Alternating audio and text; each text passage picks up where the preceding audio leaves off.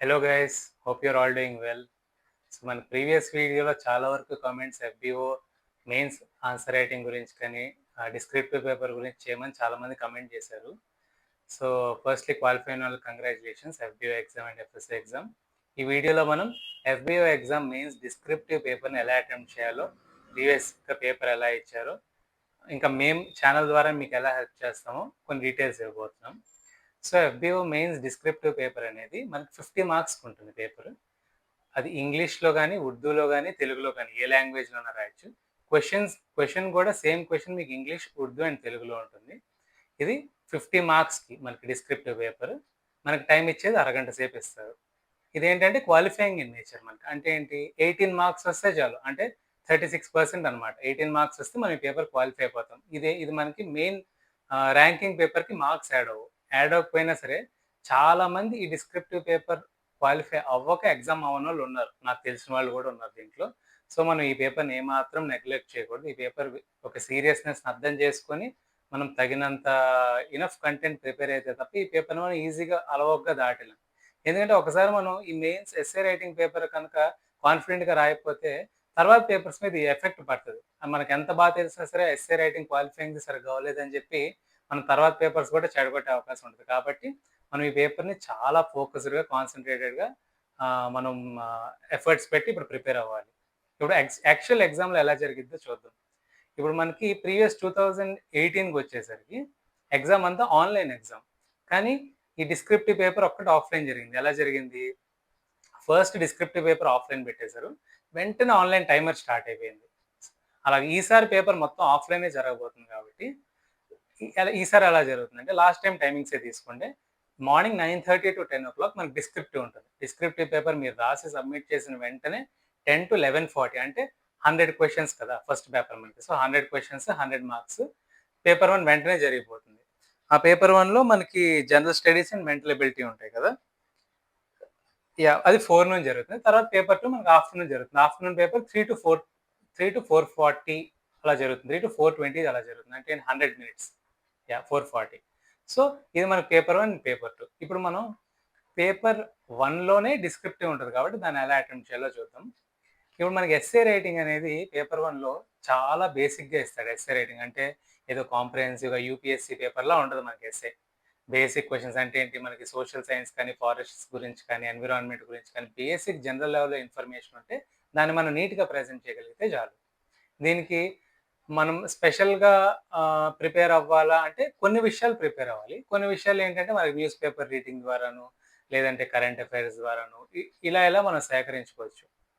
So first thing ఏంటంటే బేసిక్‌గా ఉంటదని ఎందుకు చెప్తున్నానంటే, ప్యాటర్న్ మారిన తర్వాత, అంటే ప్యాటర్న్ మారడం అంటే 2000 లాస్ట్ ఎగ్జామ్ 2011లో జరిగింది. ఆ తర్వాత ఎగ్జామ్ జరగడం ఇప్పుడే 2018లో జరిగింది. ఆ తర్వాత ఇప్పుడే. సో ఈ 2018లో మనకి ఎస్ఏ ఎలా వచ్చింది? చూస్తే అంటే మనకి ఎస్సే అంటే ఒక సింగిల్ టాపిక్ వల్ల ఒక 4, 5 టాపిక్స్ ఇచ్చి ఒక లాంగ్ ఎస్సే ఆన్సర్, అంటే లాంగ్ ఎస్సే ఆన్సర్ లాగా మనం రాసేటట్టు ఇచ్చారు. క్వెషన్ ఏమిచ్చారు? ఫస్ట్ డిఫైన్ ఫారెస్ట్స్ ఇచ్చారు. అంటే ఇదంతా సింగిల్ క్వెషన్ ఇప్పుడు మీకు చెప్పబోయేది. Define forest. ఆ తర్వాత various types of forests in Andhra Pradesh. అంటే ఆంధ్రప్రదేశ్‌లో రకరకాల ఏవేవైతే అడవుల రకాలు ఉన్నాయో అవి. ఇంకా benefits derived by mankind from forest. అంటే మనకి అడవుల నుంచి ఏ విధమైన మనకి బెనిఫిట్స్ ఉంటాయి. తర్వాత need for conservation of forest. అంటే అడవుల్ని మనం కాపాడుకోవాల్సిన అవసరం ఏంటి? ఇంకా మెథడ్స్ ఆఫ్ కన్జర్వేషన్. అంటే అడవుల్ని మనం ఏ విధాలుగా కాపాడుకోవాలి. సో అంటే మనకేంటి, ఫారెస్ట్ అంటే ఏంటి, టైప్స్ ఆఫ్ ఫారెస్ట్ 2, తర్వాత బెనిఫిట్స్ ఏంటి 3, need for conservation 4, methods of conservation 5. అంటే 5 చిన్న చిన్న సబ్ టాపిక్స్ కలిపి ఒక లాంగ్ ఎస్సే ఆన్సర్‌గా ఇచ్చాడు. సో దీన్ని బట్టి మనకు అర్థమవుతుంది ఏంటంటే, వర్డ్ లిమిట్ అనేది మనకి ఎక్కడ ఇవ్వల. ఇప్పుడు ఎస్సే రైటింగ్‌లో వర్డ్ లిమిట్ అనేది ఇవ్వల. మనం ఒక వర్డ్ లిమిట్ అనేది పెట్టుకోవాలి. అంటే ఇప్పుడు వాళ్ళెంత రాసారు, వీళ్ళెంత చెప్తున్నారంటే రకరకాలుగా చెప్తారు. మీ స్పీడ్ బట్టి, మీ దీన్ని బట్టి వర్డ్ లిమిట్ అనేది జనరల్‌గా అటు ఇటుగా ఒకేలా ఉంటది. నేనైతే మీకు సజెస్ట్ చేసేది ఒక 400 వర్డ్స్ అరౌండ్ మనం ఎస్సే రాయగలిగితే మనం బాగా రాయగలిగినట్టు. ఎందుకంటే మనకున్న హాఫ్ అన్ అవర్‌లో 400 వర్డ్స్ ఎస్సే మనకు 5, 10 మినిట్స్ ఆలోచించుకొని ఆర్గనైజ్ చేసుకోవడానికి 5, 10 మినిట్స్ అయిపోయినా ఒక 20 మినిట్స్‌లో 400 వర్డ్స్ ఎస్సే రాయగలుగుతున్నాం అంటే బాగా రాసినట్టే. సో ఐడియల్‌గా 400 వర్డ్స్‌కి మనం ఎస్సే రాయాలని పెట్టుకోండి. తెలుగులో అయినా సరే, ఇంగ్లీష్‌లో అయినా సరే. సో ఈ 400 వర్డ్స్ ఎస్సేలో మనకి ఏముండాలంటే, ఫస్ట్ ఒక ఇంట్రొడక్షన్ ఉండాలి. ఆ ఇంట్రొడక్షన్ ఏంటంటే 50-75 వర్డ్స్ ఇంట్రొడక్షన్ ఉండాలి. ఆ తర్వాత కంక్లూజన్, లాస్ట్‌లో కంక్లూజన్ ఉండాలి. అదో 50-75 వర్డ్స్ ఉండాలి. అంటే ఇప్పుడు మనకి ఇంట్రడక్షన్, కంక్లూజన్ కలిపి 100-150 వర్డ్స్ అయిపోయిన తర్వాత మెయిన్ బాడీ అంటే ఏవేవైతే మనల్ని అడుగుతున్నారో అది 250 వర్డ్స్ ఉండాలి. ఈ ఫార్మాట్ ఎప్పుడు ఫాలో అవుతాం అంటే ఒక సింగిల్ ఎస్సే టాపిక్ అడిగితే ఈ ఫార్మాట్ ఫాలో అవుతాం. లేదంటే 2 టాపిక్స్ అడిగి ఒక ఎస్సే రాయమని ఫాలో అవుతాం. ఇప్పుడు మనకి లాంగ్ ఆన్సర్ టైప్‌లో 5 క్వెషన్స్ అడిగారు కదా! దీనికి కొంచెం చేంజ్ చేస్తాం ఫార్మాట్. అంటే ఏంటి? వాట్ వాట్ అసలు ఫారెస్ట్ అంటే ఏంటన్నాడు. 50 వర్డ్స్ ఆన్సర్ రాస్తాం. తర్వాత వేరియస్ టైప్స్ ఆఫ్ ఫారెస్ట్ అంటే సబ్ హెడ్డింగ్స్ పెట్టేసి ఆ క్వెషన్ డిమాండ్ బట్టి ఒక్కొక్క దాని ఇంపార్టెన్స్ బట్టి మనం వర్డ్స్‌ని బ్రేక్ చేసుకుంటాం. చివరికి 400 వర్డ్స్‌లో ఎస్సే కంప్లీట్ అయ్యేలా చూసుకోవాలి. ఈ ప్రాసెస్‌లో మనకి హ్యాండ్ రైటింగ్ చాలా క్లియర్‌గా ఉండాలి. అంటే అందంగా ఉండనవసరం లేదు. అక్షరాలు అర్థమైతే చాలు. ఇంకా కొంచెం పెద్దవిగా ఉండాలి అక్షరాలు. మరి చిన్న చిన్నగా కాకుండా ఎగ్జామినర్‌కి వీలుగా ఉండేలాగా కొంచెం పెద్దవిగా ఉండాలి. సో, ఈ జర్నీలో 'ఎవ్రీథింగ్ ఫర్ హ్యాపీనెస్' అనే ఛానల్ మీకు ఎలా హెల్ప్ చేస్తదంటే, మేము ఈ వీక్ నుంచి మొదలు అంటే ఈ శనివారం నుంచి మొదలు ప్రతి శనివారం మీకొక మోడల్ ఎస్సే ఇస్తాం. మీకు మోడల్ ఎస్సేని మీరు ఎలా యాక్సెస్ చేయాలి అని మీరు డౌట్ ఉంటే టెలిగ్రామ్ ఛానల్ జాయిన్ అవ్వండి. దాని డిస్క్రిప్షన్ మీకు కింద డిస్క్రిప్షన్‌లో లింక్ పెడతాం. మీకు ఎస్సే అసలు ఎలా యాక్సెస్ చేయాలి? మీకు ఎస్సే ఏంటి మేము తెలుగులో పెడతాం, ఇంగ్లీష్‌లో కూడా పెడతాం. మీకు మీకు అసలు మా ఎస్సేస్ ఎలా ఉంటాయి మీకు డా చిన్న క్లారిటీ కోసం లేదంటే ఎలా ఇవ్వబోతున్నాం మీకు ఏమైనా క్లారిటీ కావాలంటే ఈ వీక్ మీకు మోడల్ ఎస్సే ఒకటి పెట్టేస్తాం యూట్యూబ్ ఛానల్‌లో డైరెక్ట్ పీడీఎఫ్ పెట్టేస్తాం. మీరు ఎవరైనా ఛానల్ జాయిన్ అవ్వనోళ్ళు ఉంటే ఇప్పుడు జాయిన్ అవ్వండి.